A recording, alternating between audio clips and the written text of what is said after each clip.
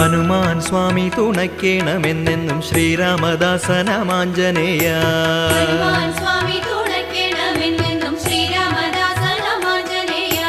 ശക്തിയിൽ അങ്ങയ്ക്കു തുല്യം പ്രപഞ്ചത്തിലാരുമേയില്ലാത്ത സ്വാമിയാരേ.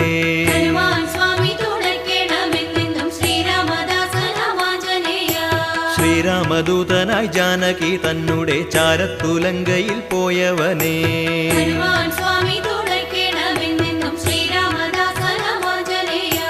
കുത്തുങ്ക കല്ലോല ജാലങ്ങളാക്കുന്നൊരഭിയെ ചാടിക്കടന്നവനേ.